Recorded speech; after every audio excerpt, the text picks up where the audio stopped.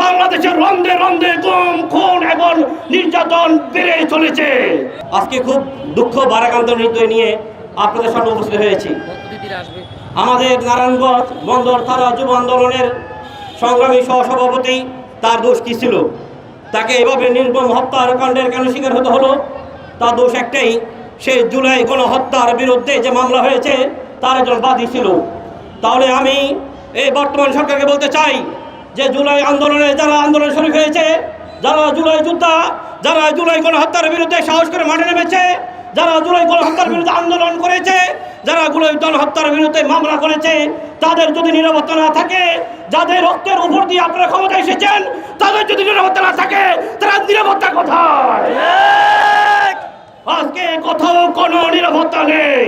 গুম খুন ঢাকা মহানগর থেকে শুরু করে বাংলাদেশের রন্ধে রন্ধে গুম খুন এবং নির্যাতন বেড়ে চলেছে। তাহলে স্বৈরাচারকে পতন করার পরে যদি এই গুম খুন এবং হত্যাকাণ্ড বেড়েতেই থাকে, তাহলে আপনারা ব্যর্থতা পরিচয় দিয়েছেন। আমি মাননীয় স্বরাষ্ট্রমন্ত্রীকে বলতে চাই, আপনার সংবিধানে খুবই পাকা মাশাআল্লাহ, কিন্তু আপনি আইন শৃঙ্খলায় ব্যর্থতা পরিচয় দিয়েছেন।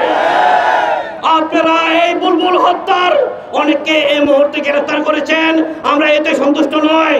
মূল হত্যাকারীকে গ্রেফতার করে তার দৃষ্টান্তমূলক শাস্তি দিয়ে আপনারা জুলাই গণহত্যার যারা মামলা করেছে সেই বাদীর পক্ষে হয়ে আপনারা এই দৃষ্টান্তমূলক শাস্তি ব্যবস্থা করবেন, এই আশাবাদ ব্যক্ত করে আমার বক্তব্য শেষ করছি।